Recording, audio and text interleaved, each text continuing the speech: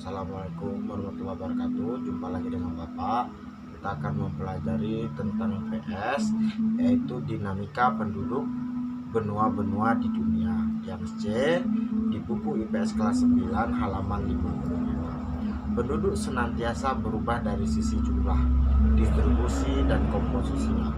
Perubahan tersebut dapat terjadi karena adanya peristiwa kelahiran, kematian, maupun karena adanya perpindahan penduduk atau disebut juga migrasi. Karena itulah penduduk mengalami dinamika atau disebut dinamika penduduk, yaitu perubahan keadaan penduduk, perubahan komposisi penduduk seperti budaya, etnik, dan agama juga menunjukkan dinamika penduduk. Jadi maksud di sini adalah dinamika penduduk itu adalah perubahan yang terjadi pada penduduk suatu daerah tertentu. Contoh, dinamika penduduk dari Kecamatan Kemuning yang dulunya hanya orang-orang Melayu, sekarang sudah ada orang Jawanya, ada orang Bataknya, sudah multikultural di sana. Selanjutnya, yang pertama, kita akan mempelajari tentang dinamika penduduk Asia. Berdasarkan data dari World Population Data Sheet, pada tahun 2005 jumlah penduduk Asia adalah 3.921.000.000. Bisa kalian lihat di buku, jumlah tersebut bertambah menjadi 4.390.000.000 pada tahun 2015. Berarti penduduk Asia bertambah 476 juta dalam kurun waktu 10 tahun. Penduduk Asia terbesar tidak merata. Beberapa negara Asia merupakan negara dengan penduduk terbesar di dunia, seperti Cina, India, dan Indonesia. Jadi kita salah satu penduduk Asia yang paling terbesar, yaitu selain Cina dan India. Wilayah dengan jumlah dan kepadatan penduduk tinggi terlihat di Asia Timur, Asia Tenggara, Asia Selatan. Walau wilayah pedalaman Asia relatif lebih jarang penduduknya. Dilihat dari komponen berdasarkan usia, sebesar 25% penduduk Asia berusia di bawah 15 tahun dan 8% 65 tahun ke atas.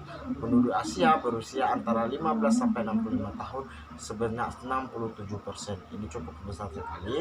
Ini berarti sebagian besar penduduk Asia tergolong usia produktif.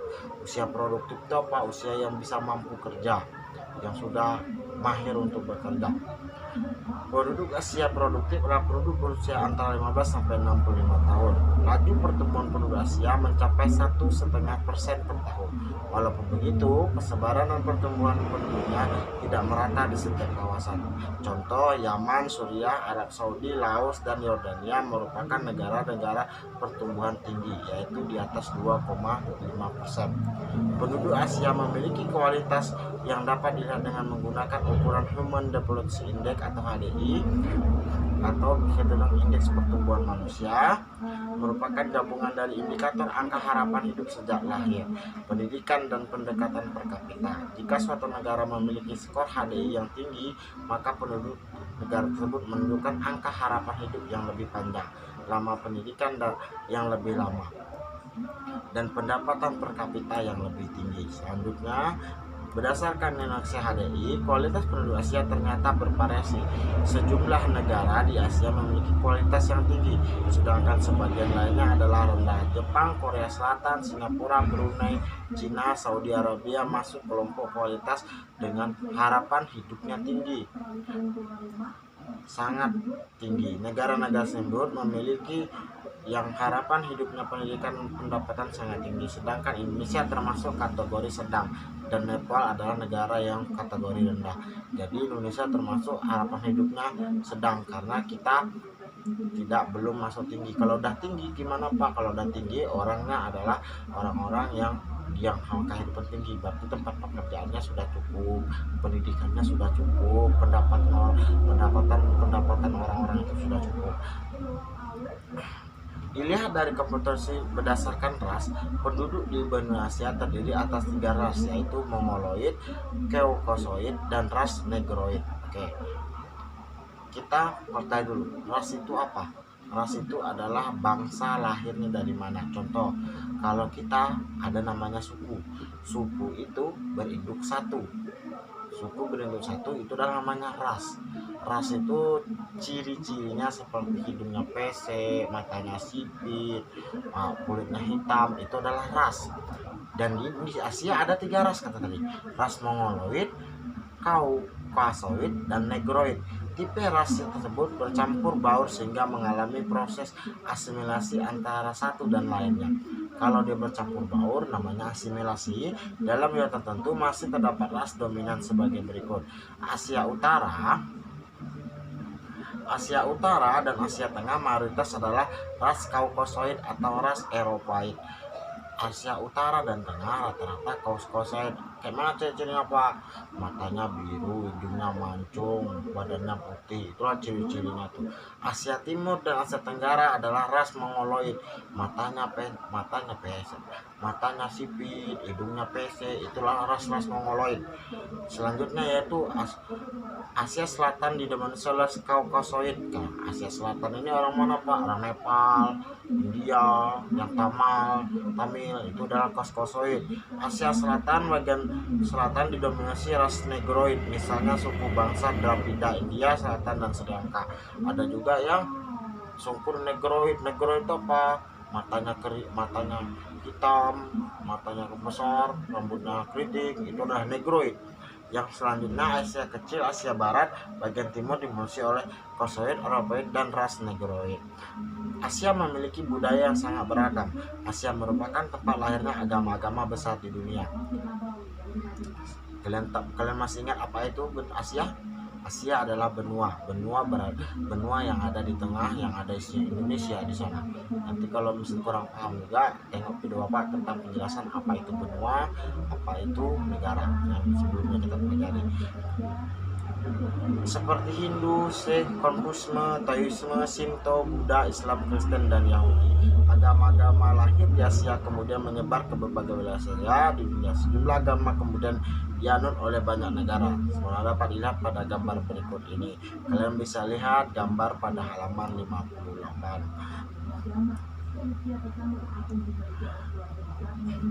Selain dinamika penduduk Asia, ada juga dinamika penduduk Amerika. Penduduk Amerika mana Pak? Penduduk yang berada di benua Amerika. Benua Amerika itu di mana Pak? Benuanya orang-orang. Kalian tahu siapa presiden Amerika? Donald Trump. Itulah benua orang Amerika. Perasaannya sudah canggih. Di sana pada tahun 2005 angka kehidupannya di sana adalah 888 juta jiwa. Sedangkan tahun 2015 meningkat menjadi 987 juta jiwa. Itu meningkatnya sungguh tajam. Berarti orang Amerika makin hari makin banyak. Sedangkan harapan hidupnya tinggi sekali di sana. Sebaran penduduk Amerika banyak bangsa dari bangsa-bangsa Eropa. Sedangkan bangsa aslinya, yaitu suku-suku pedalaman aslinya, itu badannya hitam, hidungnya mancung. Sedangkan kalau yang itu dari Eropa, badannya putih, matanya biru, hidungnya mancung, itu yang dari Eropa. Kita lihat di buku kalian. Yang selanjutnya kita akan itu ke bawah itu tetap dinamika penduduk di Eropa, di Asia, di Amerika. Setiap benua dibahas. Kita akan lanjutkan dengan sebentar, Bapak lihat ke bawah.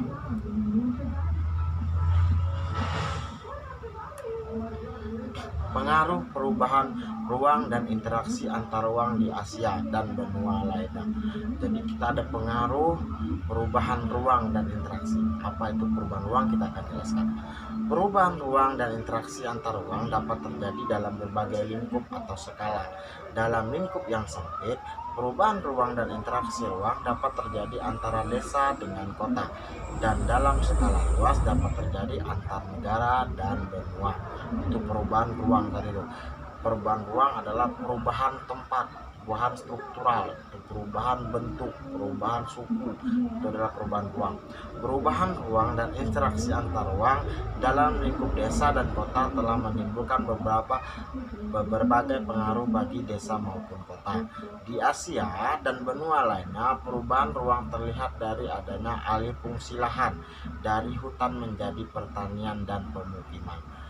Jadi kalau kita di desa Batu Ampar atau Selensen atau Keritang, perubahannya apa? Dulu di situ adalah hutan, jadikan sebuah kebun. Itulah perubahan, yang dulunya hutan menjadi kebun.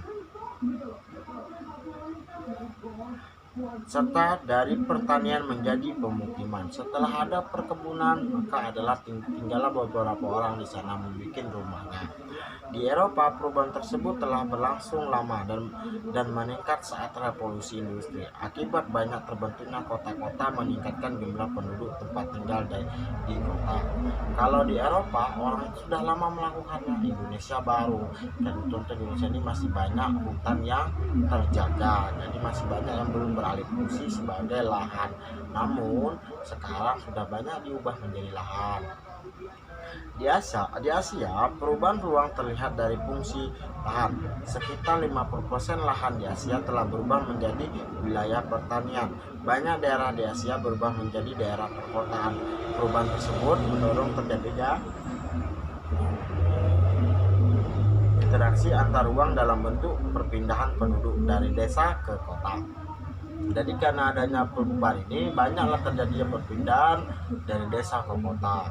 Contoh, cerita pindah ke Pekanbaru, itu namanya perpindahan dari Selandia ke kota Pekanbaru, namanya adalah perpindahan penduduk. Kota-kota di Asia dan benua lainnya menjadi tujuan penduduk dari desa-desa sekitarnya. Perkembangan ekonomi yang cepat di daerah perkotaan membuat banyak peluang kerja dan kesempatan berusaha, sehingga banyak penduduk desa pindah ke kota. Ada sejumlah faktor yang mendorong penduduk desa di Asia pindah ke kota. Ada beberapa faktor menyebabkan orang ingin pindah ke kota, yaitu alasan ekonomi, semakin terbatasnya lapangan kerja di desa, dan faktor lainnya seperti konflik, bencana alam, terbentuknya gurun, dan intrusi atau masuknya air laut ke daratan. Jadi banyak sekali faktor-faktornya. Ada faktor yang Bapak bilang tadi, ada orang ingin mencari hidupnya lebih mapan di kota. Contoh, Buja Melati punya abang ingin kerja di Pekanbaru, maka dia jadi Pekanbaru, kota Pekanbaru. Selanjutnya, interaksi keruangan antara desa dan kota di Asia dan benua lainnya telah berdampak secara ekonomi, sosial, politik, dan pendidikan. Adapun dampak interaksi desa ke kota sebagai berikut. Ada dampaknya: makin beragamnya orientasi mata pencairan, dari yang hanya berorientasi pertanian berkembang menjadi industri memanfaatkan hasil pertanian. Kalau kita di sini masih pertanian, kita belum berkembang seperti kota. Apabila kita udah kota, kita berpikir bagaimana caranya membuat pabrik sawit, bukan lagi bagaimana caranya menanam sawit, seperti itu. Yang kedua, makin meningkatnya produktivitas pertanian dan adanya teknologi tepat guna atau cara bertani yang lebih maju. Dan kalian akan menemukan nanti kalau udah maju transition atau bertempat di kota, kalian akan menemukan bagaimana memanen sawit dalam 1 minggu, tidak 2 minggu lagi. Yang ketiga, makin banyaknya sarana transportasi antar desa dan kota. Kita di sini tidak ada sarana transportasinya, yang ada sepeda motor masing-masing. Kalau bus tidak ada. Kalau di kota ada busway, ada oplet, itu sudah ada di sana. Yang selanjutnya, budaya kota biasanya masuk ke desa, baik dalam cara berpakaian, bahasa, dan seni budayanya yang tidak selalu sesuai dengan budaya desa. Budaya kota itu banyak yang masuk. Contoh, rambut oren-oren, lepas itu rambutnya dipanjang-panjangkan, diikat kayak perempuan, celananya dikoyak-koyak. Itu adalah budaya kota yang masuk ke desa yang tidak relevan. Yang selanjutnya, berkembangnya media massa membuat warga desa semakin melek dengan isu-isu politik yang berkembang, sehingga kesadaran politik warga terus meningkat. Setelah udah desa ini masuk ke orang-orang kota, kita jadi tahu politik, kita tahu kondisi di luar sana, kita tahu cara main Facebook, main IG, main WhatsApp, main YouTube, itu udah tahu semuanya. Yang selanjutnya, makin banyaknya guru dan sekolah dibangun di desa, sehingga tingkat pendidikan di desa meningkat. Kalau semakin banyak orang di kota desa, makin banyak lagi tempat-tempat sekolah didirikan. Contoh, Bapak dari kota Tembilahan pindah ke sini ingin mengajar kalian, walaupun sekarang belum bisa bertatap muka langsung, tapi kita belajarnya daring. Yang bagi kota, desa memiliki peran yang sangat penting. Sebaliknya, selain dari desa ke kota pindah tadi memiliki dampak baik untuk desa maupun dampak buruk untuk desa, kota juga memiliki dampak itu Interaksi keuangan antar kota dan desa mempengaruhi terhadap kehidupan ekonomi, sosial, budaya, politik di kota. Adapun pengaruh tersebut sebagai berikut. 1. Secara ekonomi, kota memperoleh sumber daya dari desa, baik berupa sumber daya manusia maupun sumber daya alam, berupa hasil pertanian dan hasil tambang. Jadi, walaupun kita di desa ini, kita menyupport orang-orang di kota. Contoh, orang di kota mau makan jagung, yang nanam kan orang desa. Orang kota ingin mencari tenaga sekretaris yang pandai main komputer, diambilnya dari orang desa. Karena apa? Karena warga di sana rata-rata sudah punya pekerjaan, sehingga peluang pekerja di sana lebih terbuka lebar. Yang kedua, penduduk desa yang bekerja di kota sebagian tidak menjadi penduduk kota yang sukses, dan sebagian menimbulkan masalah kemiskinan di kota yang tampak dari adanya pemukiman kumuh. Setelah terjadinya penduduk, tidak semua orang desa pindah ke kota itu sukses, tapi ada juga yang gagal. Makalah jadilah dia rakyat-rakyat miskin yang ada di kota, di pemukiman kumuh. Yang ketiga, kota dihuni oleh penduduk pendatang dari desa yang sebagian masih mempertahankan budaya atau cara hidup di desa. Ada juga orang desa yang mempertahankan gaya hidupnya di kota. Contoh, kalau di desa, kalau desa turun ke sungai itu tidak boleh sembarangan, harus ada sesajennya. Kalau di kota itu ya pakai, tapi masih juga ada yang mempertahankan seperti itu. Pengaruh interaksi ke ruangan bisa terjadi antar negara, antar benua. Jarak yang jauh kini tidak lagi menjadi hambatan dalam melakukan interaksi berkat kemajuan teknologi informasi dan komunikasi. Dulu bapak menelpon orang tua Pak pembilahan pakai surat 2 hari 3 hari sampai. Sekarang sudah ada video call, bisa bapak tengok mukanya hari ini, bisa bapak langsung itu. Jadi yang jauh sekarang terasa lebih dekat. Pengaruh antar negara dapat berupa pengaruh ekonomi, sosial, budaya, dan politik. Adapun pengaruh tersebut diantaranya sebagai berikut. Pengaruh perubahan dan interaksi ruang antar negara, kehidupan ekonomi. Ini kita akan bahas yang nomor 1 di halaman 79 itu minggu depan. Kalau ini kita bahas minggu depan. Untuk sekarang, tugas anak-anak bapak di kelas maupun WA, silahkan tuliskan nomor 1-nya, dampak negatif orang kota pindah ke desa. 2. Dampak positif orang kota pindah ke desa. 3. Dampak negatif orang desa pindah ke kota. 4. Dampak positif orang desa pindah ke kota. Sampai di sini paham? Kita lanjutkan minggu depan di halaman 79.